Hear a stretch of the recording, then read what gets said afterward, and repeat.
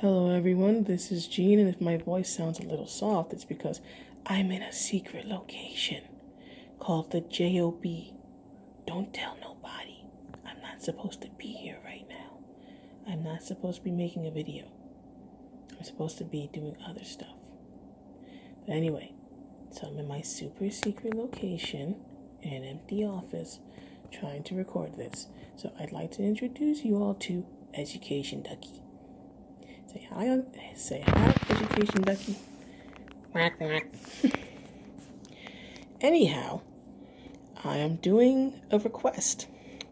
Jim Turner requested that I review Captain Marvel #1, which is the 4th or 5th reboot of Captain Marvel, ever since she went from being Miss Marvel, aka when she was cool, to being Captain Marvel, where she's been thoroughly uncool ever since 2012. So Jim left me a comment on my review video for The Life of Captain Marvel, and he requested that I review Captain Marvel #1. And I am nothing if not a nice woman, and I said, hey, I'll do the review. So I'm doing it a little differently today. I'm not just going to be talking to you all while showing an unrelated item. I'm actually going to show Captain Marvel. Sort of. Let me explain the situation here. This is what I have printed out here is an original file that I created. What I did was I read it online. Like I said, I'm not purchasing trash comics. I refuse to. But what I decided to do was I was going to read it online. I was going to take select pages, take some other images, and just basically make a file that would serve as the review. So it's basically me reviewing my own original work that I created based on this comic. So it's going to be a review of the comic, but it's not the comic itself, if that makes any sense at all. Okay, so this is the cover of the comic, but this is not the comic itself. It's basically an original. Would it be considered a derivative? I don't know. But it's an original work that I created to review the comic itself. Right? I found several pages, I found several images, and just basically put together a review in PDF form. A visual review, I guess you could say, in PDF form. And I tried to use my phone to record it off of my computer screen, but it just wasn't working.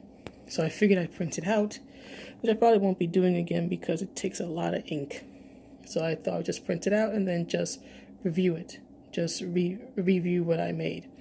So that's what I'm doing. So this is my review of Captain Marvel #1, which the creative team on this is Kelly Thompson, Carmen Canero, and Tamara Bonvillain, who is not exactly the nicest person online. She's very anti-Comicsgate, anti-fan, anti-criticism, so I don't think I'm going to exactly endear myself to Miss Bonvillain here. So the first thing I wanted to start with is the cover. Now the cover is done by, down here, Amanda Connor and Mounts. I forget the first name. It's inside. I'll read it later. Now I just wanted to just discuss the image, right? There's stuff I like about this image and stuff I don't, right? So it looks good as an image, as a picture, right? Smooth lines, bright colors, very nice. I will give Tamara Bonvillain this much. As much as she's a jerk online, her colors are beautiful. They pop. The art in this book is actually pretty good. There are times where it struggles, but overall it's pretty good. I wish I could say the same for the story. I'll be getting to that. But the issue I have with the way Carol is shown here is that while I certainly like seeing a buff Carol Danvers again, this is the wrong kind of buff. Right, let me explain what I mean. Carol Danvers, when she was drawn as a muscle babe, as you can see here, when she was in her Warbird look, right, the classic black look with the Thunderbolt on the front and all that, she was drawn as a muscle babe, and that's fine. I like that. I grew up watching, sports and pro wrestling, so I've seen athletic, muscular women most of my life in some fashion. But this is not the right build. Carol's build, when she's drawn as a muscle babe, is very muscular, right? This is more of a power lifter's body. Let me show you the difference. I'm gonna turn the page over. Right? This, if you're familiar with comics, you'll probably remember very well. This is from 06 during the Brian Reed run. This is how Frank Cho drew Miss Marvel. Now, as you can see, right, sculpted arms. You can't see it too much because of the gloves, but you can see sculpted shoulders, right, sculpted abdominals. You see her leg here, the line to show she's very muscular, right? The muscles are popping, right? She's got so little body fat that she's flexing without flexing, right? So this is the way Frank Cho drew her. And honestly, as much as I dislike some stances and some things Frank has said within a few months, back in September when he came out as anti-Comicsgate, you threw your hat in the wrong ring, Frank. But anyway, despite that, this is the image that will always be Carol Danvers to me. When I think of what she looks like, this is what I see. This is how Frank drew her. Very muscular. Now, let's take a look at Amanda Connor's work from DC, in particular, Power Girl. And Power Girl is probably one of the few DC characters that I really like. But if you just look at the body, right, you really don't, again, it's kind of difficult because the only skin shown is the boob window here, but just look at the arms, right? They're thick and they're large, but they're not terribly muscular. The muscles aren't popping through the costume. You see, she looks very solid, but no musculature, unlike with what Cho did. And then you have the legs here, right? The legs are very smooth, and it's nice. I mean, I wish I had legs like this, but they're smooth, but there's no, again, no muscles showing, right? This is more of a professional wrestler, a female professional wrestler's build. Think of like a Molly Holly, think of Natty Neidhart, think of Beth Phoenix. It's similar to that than it is to what Frank Cho did here, which is very, very, very muscular. Now look the cover here. All right, this is obviously a more power builder, power lifter-esque body. This is basically Power Girl's body with a weird head on it, because this is not Carol Danvers' head. Okay, there's several pictures of her here you see back in the 70s, Miss Marvel, her standard look back when she was Miss Marvel, and then there's this picture here, which is a clear shot of her face. This and that don't match. Carol, not Carol. Carol, not Carol. I don't know what in the world you call this. I guess, crazy blonde-haired white woman number 5. I don't know what you call it. But it's not Carol. So it's one of those things where I just think Amanda Connor just didn't know who she was drawing. That's just my opinion. I think as a piece of art, right, as a drawing, it's fine. It looks good. It's just not Carol Danvers. Now, the second thing I wanted to address with this cover is the background here, right? The 6 faces of Carol.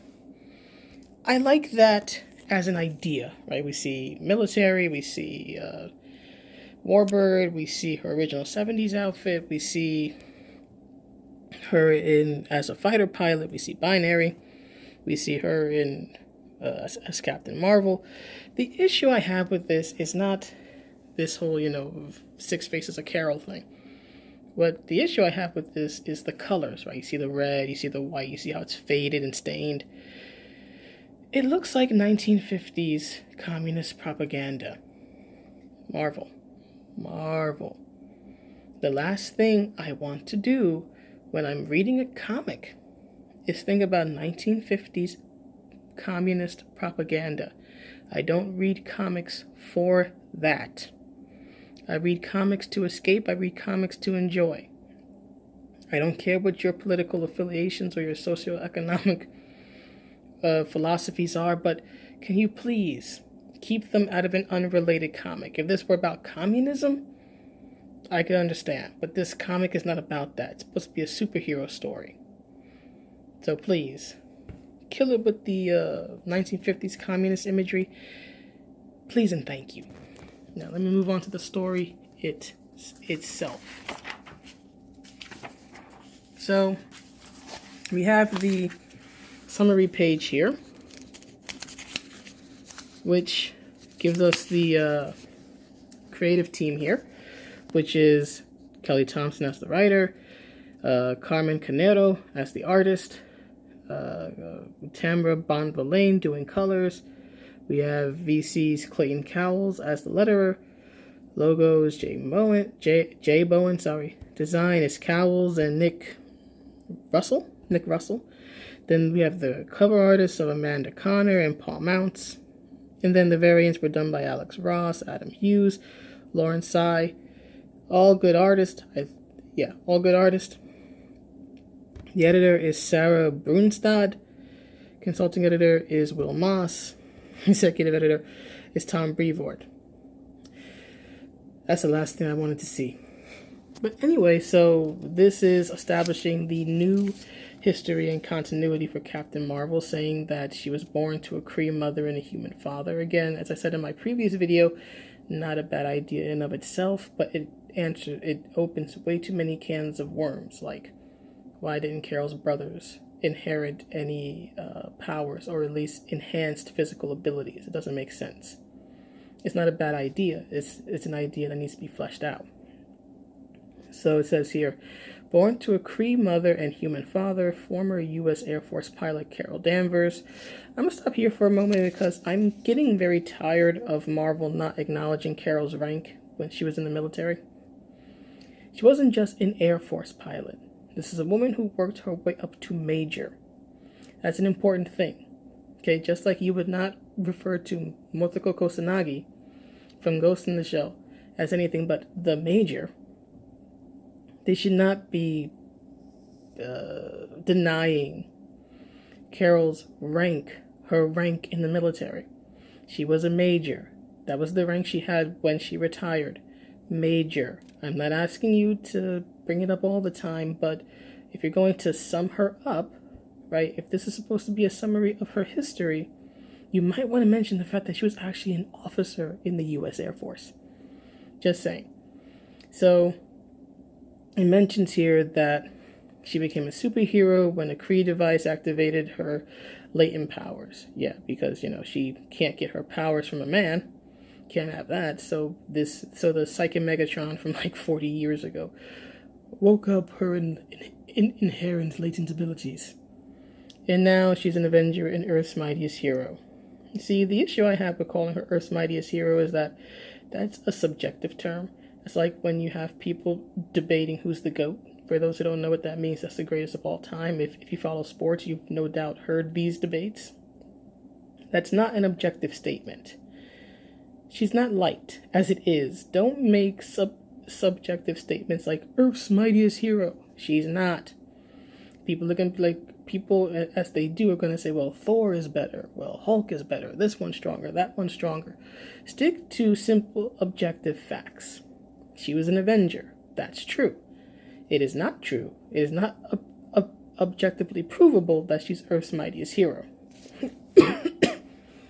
So then this part here just sums up what this story is about. Her sabbatical. It sums up pretty much what happened in Life of Captain Marvel #5 with her mother dying and whatnot, the Kree cleaner attacking her home. She was not an assassin. The Kree cleaner was not an assassin. An assassin can get in and out and not leave a speck of dust, not leave a sign, not even leave the body. The Kree cleaner was an enforcer. They need to fix that. That was not an assassin. That was a brute. But anyway, Carol's mother was killed. Again, I want to know why this is acceptable for Carol Danvers' story, but when it happens for male characters, it's women in refrigerators, and Gail Simone has a dang fit. So now it mentions that with her brother recovered, and with a better understanding of her own history. She doesn't have a better understanding of her own history. Don't lie. It's time for Captain Marvel to take flight once again. That's the problem. She shouldn't be flying. There's nothing to fly to.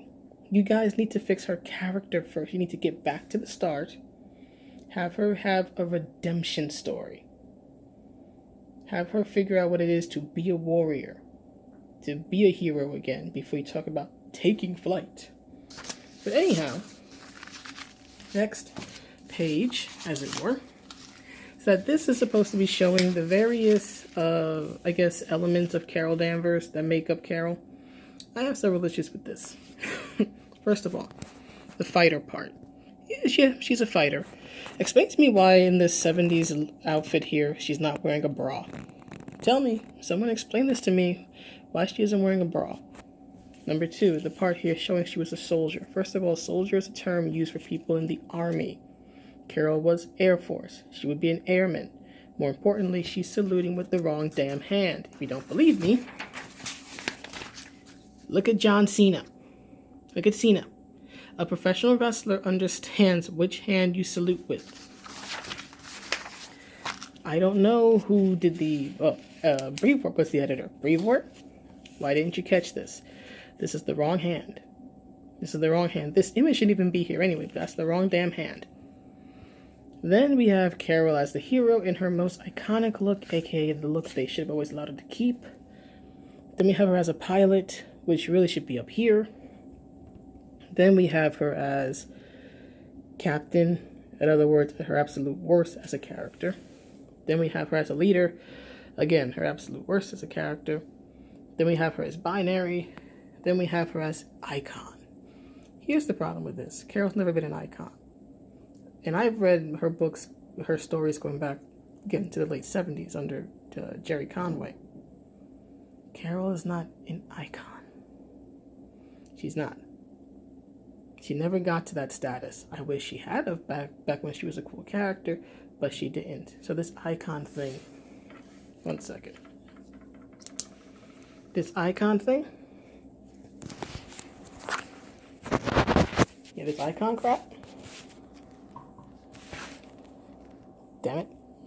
It's hard doing this with my left hand. Let me just scribble it.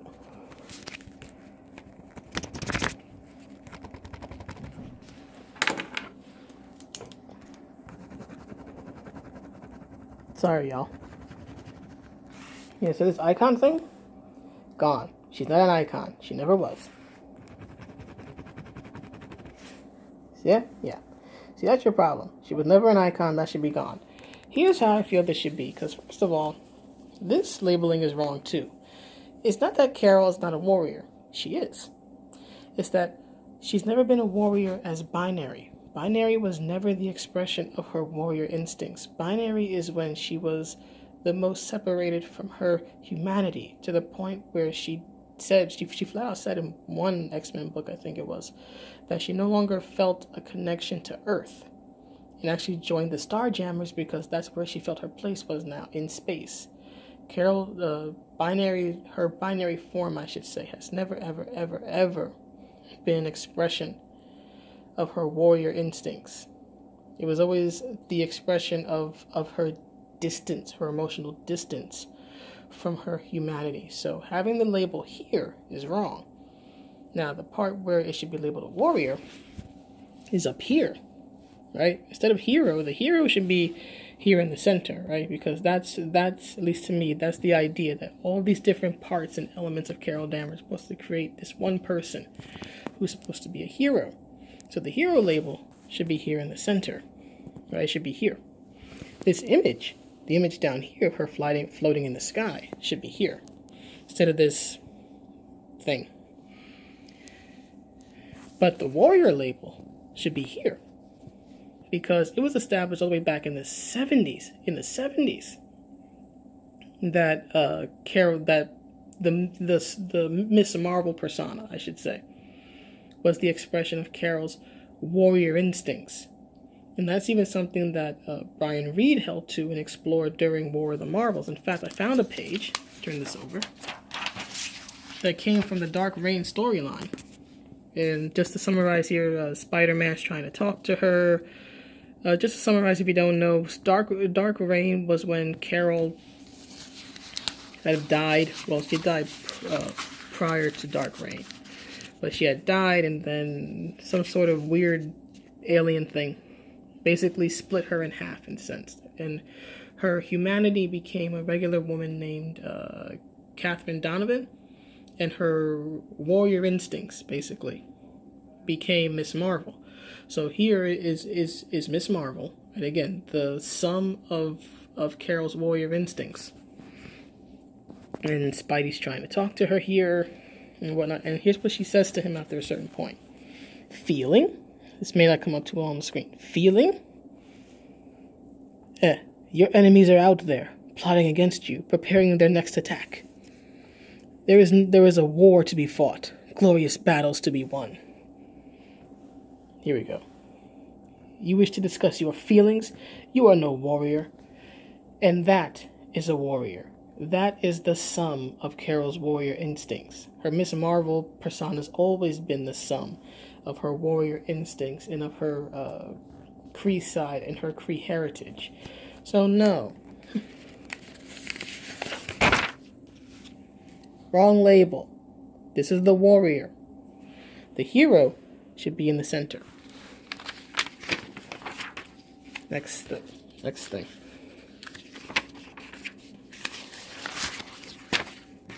So, getting back to the story proper, it opens up, the story itself, Captain Marvel #1, opens up with Carol. if you were looking for Muscle Babe Carol from the cover, she's not here. Sorry. Opens up with Carol and, where is she? Spider-Woman, Jessica Drew, fighting some giant kraken thing here in Lower Manhattan. And for whatever reason, Carol is musing about how she's made mistakes. I guess she's made a few. And she ain't gonna lose. Anyway. And she's musing about the mistakes she's made and how you learn from them. And then she says here, which I don't understand at all. So I figure I'm some kind of genius at this point, given the whole shelf of mistakes thing. Now maybe she's being self-deprecating, but I just find this, first of all, her musing about how she's learned from her failures doesn't make any sense in the middle of a fight to save lives from this giant kraken thing in Lower Manhattan. So why she's musing about this, I have no clue. But just this statement here. I'm a genius. No, you're not. I've mused and, reflected on myself before and been introspective and retrospective and all that. I've never once felt that I was a genius because of all the mistakes I made. Usually focusing and recounting on all the mistakes I've made and the dumb things I've done in life tends to make me feel like a damned fool. Just saying. I can't speak for anybody else, but from what I've seen and from what I've heard and from what I've personally experienced, self-reflection is usually, it makes you feel bad in a way. Right? It makes you feel the weight of your mistakes. You don't feel like you're a genius or you've accomplished something because you've made mistakes. It's the opposite of that. So then they're fighting this thing, and Carol says that the one thing she's learned is that you have to always get back up, and that if you always get up, then it's never over. Which is true. Fine. Fair enough. I can live with that. But here's the thing. So you have Jessica Drew down here looking like Robin from Batman and Robin. And she says here, I'm not sure if it's coming up right, but she says here, boy, I missed that left hook. Except this is not a left hook. This is by no means a left hook. I've been in a few fights in life. I've seen a few fights in life. That is not a hook of any type. That is perhaps a straight, more likely an overhand punch, given the motion blur, given the motion line there and a slight arc it's on. But it is not, I repeat, it is not a hook. If it were a hook, her arm would be bent in at the elbow, her arm in general would just be pulled in. It would look more like this. See how she's kind of like brushing her face with her knuckle there? That's more how your arm looks when you throw a hook. Not like that. So I don't understand how Kelly Thompson got that wrong. Because it would just take a simple Google search. Because that's how I confirm this is most likely an overhand punch, by literally just Googling it. And yet, somehow, Kelly Thompson got this wrong. I don't understand how a trained superhero and martial artist, like Jessica Drew, is going to get a punch wrong. This should be like the one thing she definitely knows is what type of punch is being thrown, especially by her supposed bestie. Alright, so what happened that I didn't show because I didn't include the pages because I can't is that Carol and Jessica throw this thing back into the water, but because our two heroines are idiots, they don't think to secure the area. And so the Kraken thing comes back, it swallows a little girl, and now Carol's here diving into the belly of the beast, quite literally, to try and find and save the child. Now, the one thing I will give this page is that, first of all, the colors are beautiful. I will give Bon Verlaine that. And this expression here, Jessica Drew shouting, Carol! This is good. I really like the expressiveness, the shock. Great. This is great.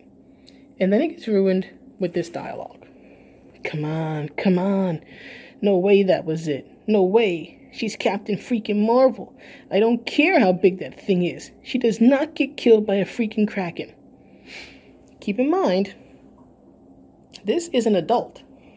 This is a grown woman who's been a superhero for years, who I think has a child, if I remember correctly. I could be wrong, but I think she has a child. And she's speaking like a 14-year-old who loves Buffy the Vampire Slayer. Can we stop with this stupid, cutesy dialogue for grown freaking women? Can we stop? Can we stop? Dear God Almighty, can we stop with this stupid dialogue? I can't take it anymore. You have this beautiful picture here, right? Beautiful, expressive. You don't even need the Carol here. You could take that out and then you would just know that she's screaming. It's a silent scream. And then it gets ruined with this. Especially since it makes no sense for Jessica to say this because, again, if you're familiar with the Brian Reed run, aka the last good Carol Danvers run back when she was Miss Marvel, she died twice in that run. She was killed early in series by the Brood, and then she was killed later in the series. In fact, right before the final storyline, which was the War of the Marvel storyline, she died right before that because she was overloaded with power somehow. I forget how it happened. Basically, she was overpowered like a star, right? Her name is Binary. And she was overloaded, flew up into the sky, and blew up. And then was wished back to life by some alien baby thing. It was weird. The War of the Marvels was a good storyline, but an odd one. But still, my point is that Carol's died at least twice. At least. Death is not permanent in comics. So, again, Jessica Drew saying this, she can't get killed by a Kraken, makes no damn sense. So, next page. At least next important page. Is that so they defeat the Kraken. Tony's Iron Man suits come collect the thing. And now we're at Stark Unlimited in Washington Square Park. Carol and Tony are talking, and they're not even talking like adults. And then Tony tells Carol that he wants her back on the Avengers.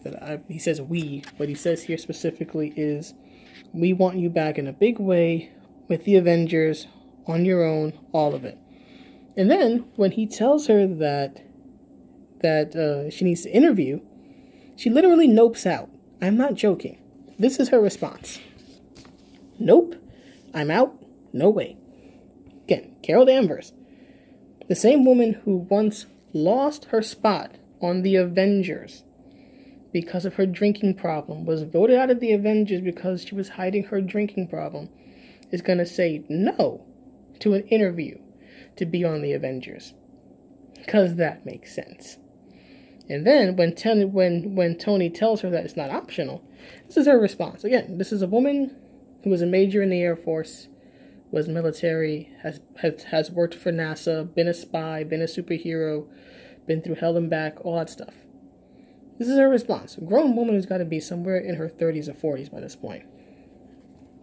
You're not the boss of me. You're not even the boss of the Avengers. You're not the boss of me. Carol, when did you revert to a moody 13-year-old girl? You're an adult. Adults don't speak like this unless they're trying to be funny. This is not a time to be funny. This is stupid. And you wonder why I refuse to purchase this Marvel. You wonder why I refuse to purchase this. Because of dialogue like this. So anyway, they go on and talk about how they have to worry about their PR. And for some reason, Tony says that he was nominated to talk to Carol because she's scary. Yes, nominate the guy who almost died at her hands to speak to her. Because that makes sense. And then she gets all pissy, talking about how she's been out in space and she took a sabbatical. And then he basically tells her it's a PR thing, right? He says here that the sabbatical wasn't the problem, that the sabbatical was relatable, human. Sure it was. And that the problem is that she went into space. That's basically it. So the next important thing is that Tony, for whatever reason, wants Carol to help him to mentor this young girl here. So we got Trini. Trini from the Power Rangers is back. No, actually, her name is, I think, Jennifer Takeda. Her powers are related to toxicity, so they call her Hazmat. But for some reason, they decided to make her look like Trini from the Power Rangers. So anyway, she explains that she has toxic powers, and she has to wear a suit, and her powers have been leaking again, so she's actually probably similar to Rogue. And even Carol kind of notes that, because she says here that she's dealt with more power nonsense than you can imagine, including having them stolen from her. So thank you, Kelly, for actually putting in that little nod to Rogue stealing Carol's abilities. It's one of the few decent things in this, decent pieces of writing in this comic, because they're not here. Again, these are not all the pages in the comic. I just chose a select few to demonstrate how poor this comic is. I will admit that I do love the way Carol's drawn here, because she finally looks like a grown freaking woman. I just wish she behaved like one. I love that she looks like one. Wish she behaved like one. So then Hazmat asks why you would help me. Carol tries to be funny, which has never worked for her. Then we have Rhodey. Rhodey's back.